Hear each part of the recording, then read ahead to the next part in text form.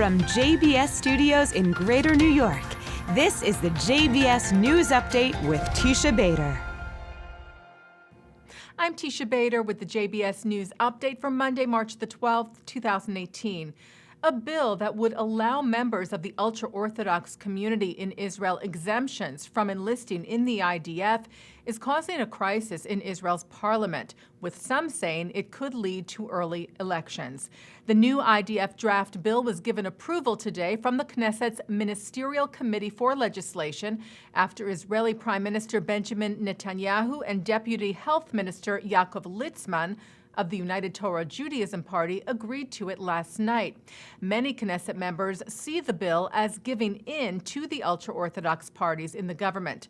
One of the strong critics of the bill is Israel's Defense Minister Avigdor Lieberman, who called it a fake law and a betrayal of our soldiers. Netanyahu addressed the Knesset today, saying that if early elections were to be held, he would win. But he said, "We're not there yet."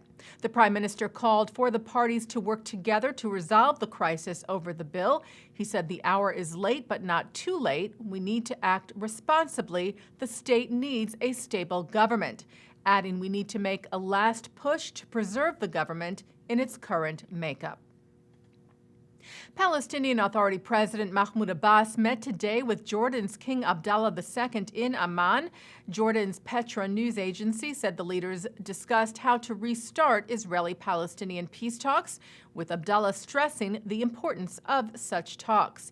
PA news agency Wafa said the two also discussed the U.S. decision to move the American embassy to Jerusalem from Tel Aviv and protecting holy sites in Jerusalem.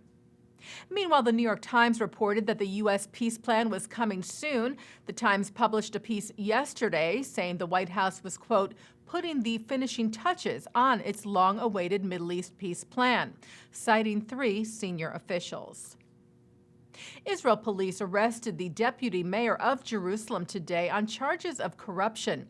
Mayor Turjuman and 5 other people were detained this morning on suspicions of bribery, fraud, and breach of trust, abuse of power, and tax offenses, all part of a police investigation into suspected corruption at the Jerusalem municipality.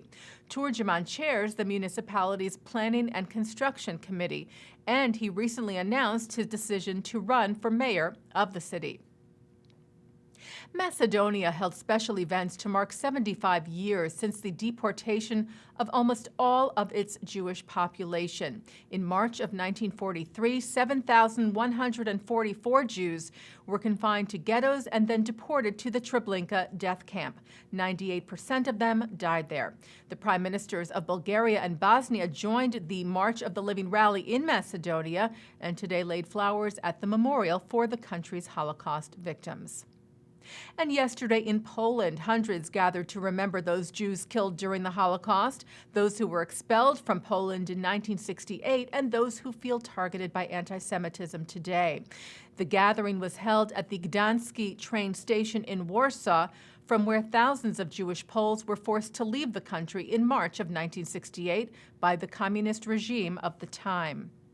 And the rescue of Jews during the Holocaust was remembered. The American Jewish Committee on Friday marked the 75th anniversary of the rescue of nearly 50,000 members of the Bulgarian Jewish community during the Holocaust.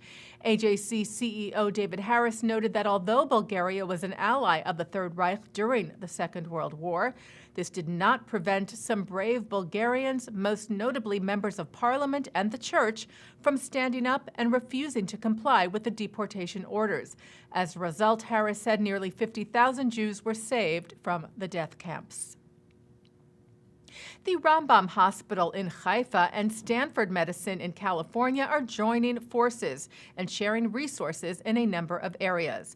The institutions announced on Friday that they signed a cooperation agreement to collaborate in a number of areas, including medical innovation, research, cutting-edge drug development, and trauma and emergency preparedness.